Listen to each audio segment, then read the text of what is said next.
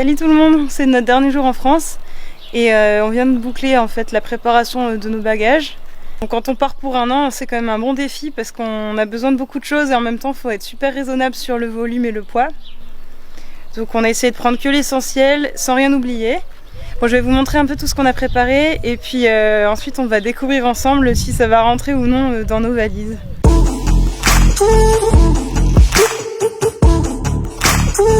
Là devant moi vous avez tout notre matériel de camping. C'est important pour nous puisqu'on a décidé de faire quelques treks sur 2-3 jours, notamment en Nouvelle-Zélande où il y a beaucoup de balades super belles. On a pris donc un sac à dos pour les petites randos à la journée et le nécessaire pour s'hydrater. Avec le système LifeStraw, c'est en fait une paille filtrante. Je vais vous montrer à quoi ça ressemble. Voilà, ça se présente sous cette forme-là et en fait ça permet de filtrer l'eau contaminée et de boire du coup n'importe quelle eau sans tomber malade. C'est très utile surtout dans les pays comme l'Asie ou l'Indonésie où parfois l'eau n'est pas toujours potable partout. Ensuite on a choisi d'emmener la tente Quick Hiker Ultra Light. En fait c'est le modèle de trekking le plus light et le plus compact de chez Decathlon. Et après on a tout un tas de petits accessoires qui sont en fait de la gamme C2 Summit. On a été particulièrement surpris en fait par la compacité de leurs outils. Donc là ce sont des petits oreillers gonflables. Ça tient dans ma paume de main et ça permet d'avoir quelque chose d'assez confort pour la nuit. Là on a un petit hamac qui va nous permettre de chiller au bord des falaises et faire des belles photos. Et ça ce sont en fait deux petites serviettes microfibres pour la douche. Et on a aussi emmené donc des petits draps sacs, ça s'appelle des sacs à viande dans le jargon des randonneurs. Ça permet de dormir dans cette duvet sans devoir les laver, en fait ça les protège. Et puis ça nous tiendra aussi un peu chaud en hiver. Et ensuite donc on a emmené donc de la gamme Forclaz, sont des tapis de sol qui sont très compacts et qui se gonflent en fait en forme sarcophage pour dormir avec des boudins.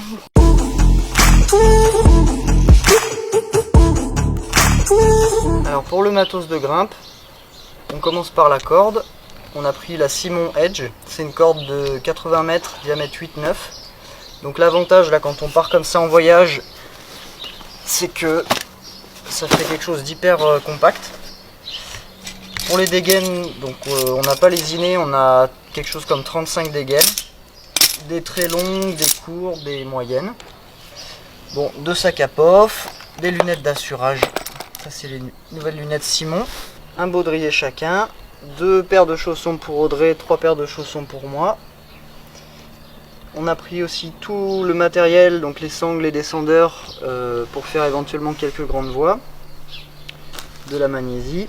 J'ai pris donc des élastiques et une poutre de voyage pour pouvoir s'entraîner à peu près n'importe où. Donc ça c'est la Finger Shinder Plus. Une canne à pêche, clip stick chez les Anglais. Ça en Australie c'est indispensable parce qu'ils équipent certaines voies en fonction de ça. C'est-à-dire que les premiers points peuvent être à 4-5 mètres.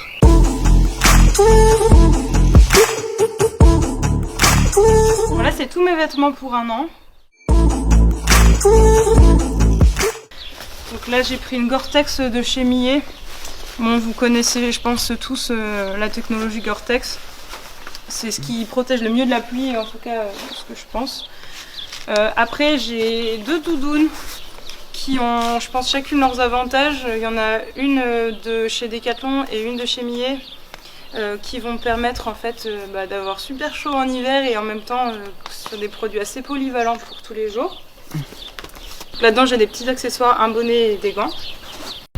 Bon, maintenant les chaussures c'est quand même un gros dilemme, surtout quand on a une fille, de choisir ses chaussures pour un an de voyage sans en prendre trop. Donc là en fait par ordre de confort on va dire, évidemment il y a l'indispensable paire de tongs. Ça je pense que tous les road trippers vous diront que ça passe pour l'été et pour en pantoufles tout ça.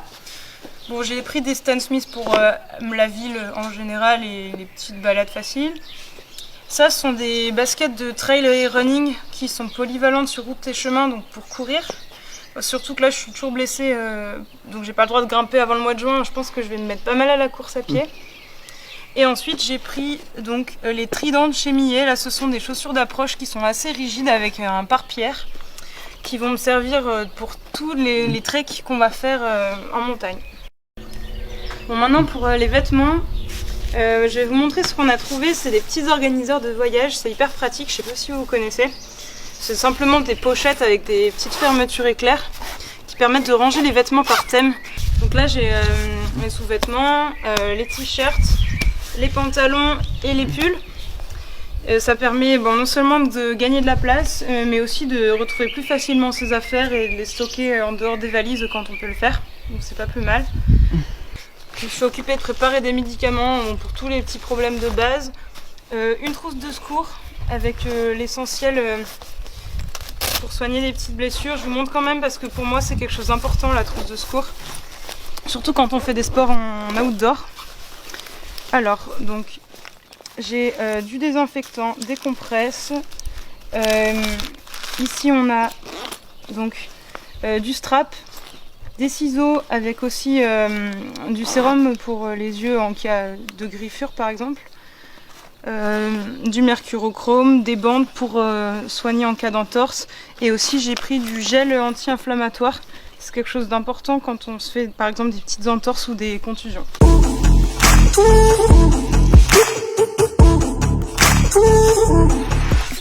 Donc pour l'électronique, on est pas mal chargé par rapport à la plupart des voyageurs. On emmène beaucoup de matériel pour pouvoir vous faire des photos, des vidéos, des articles de blog. Alors, le plus gros investissement, donc ça c'est un MacBook Pro 15 pouces. L'avantage c'est que pour sa compacité c'est hyper performant pour faire des montages vidéo. On a 2 disques durs, des chargeurs, encore des chargeurs, un drone, ça c'est le Mavic Pro. Donc là encore j'ai choisi celui-là parce qu'il est hyper compact. Donc ce drone là il est à la fois hyper compact et il fait vraiment de superbes images. Là-dedans on a une GoPro avec tout un tas d'accessoires pour faire des images embarquées, de la plongée et tout ça. Un casque audio pour écouter de la musique et monter les vidéos. Des batteries pour le drone. Et voilà, c'est à peu près tout, mais ça représente déjà pas mal de volume.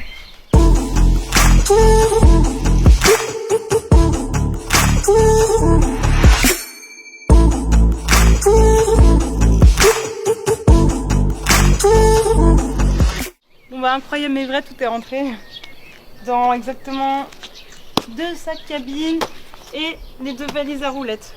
Ça fait 50 litres et ça fait 80 litres. Salut! Alors un petit update après notre arrivée en Australie et notre grand voyage de plus de 30 heures depuis la France. Donc, tout s'est très bien passé, à part une petite galère avec les bagages. C'est vrai qu'on a été quand même un petit peu ambitieux sur la quantité de choses qu'on voulait emmener. On pensait qu'on allait pouvoir passer en avion avec un bagage cabine et un bagage en soute chacun. En fait, le souci qu'on a eu, c'est que nos bagages cabine, ils faisaient 14 kg au lieu de 10 autorisés maximum sur la compagnie Emirates. Et quand ils nous ont vu arriver en fait avec nos gros sacs au check-in, ils nous ont dit oulala, ils ont l'air vraiment gros, donc on va les peser. Là, je me suis dit oh mince. Du coup, avec Emirates, en fait, on a pu quand même emmener tous nos bagages sans payer de supplément, tout simplement en fait en rajoutant du poids en soute et en allégeant nos sacs cabine. Par contre, sur le deuxième vol entre Auckland et Sydney, on avait pris un vol avec LATAM Airlines et là on a dû payer un bagage supplémentaire et ça nous a coûté presque 130 € pour des billets qu'on avait payé 100 €. Donc c'est vrai que c'est quand même pas très rentable comme choix. On a préféré payer un bagage en plus plutôt que d'abandonner des choses forcément. Donc voilà, ça fait partie du jeu des petites galères de voyageurs. Mais ce qu'il faut en retenir et ce qu'on vous conseillerait, c'est que si vous partez pour un long voyage et que vous avez pas mal de choses à emmener, essayez dans la mesure du possible de bien vérifier les poids maximum autorisés sur vos compagnies et de ne pas les dépasser, y compris pour les bagages cabine.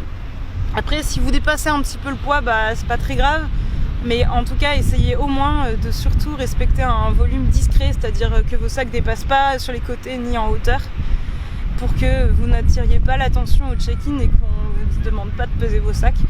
Mais bon, à part ça, on est vraiment ravis d'être ici. sur la plage de Bondi Beach à Sydney, au milieu des surfeurs et puis des cacatoès. Enfin, c'est vraiment cool. On va bientôt pouvoir vous monter le premier vlog en anglais et il y aura pas mal de choses sympas dedans puisqu'on est en train d'acheter notre premier van.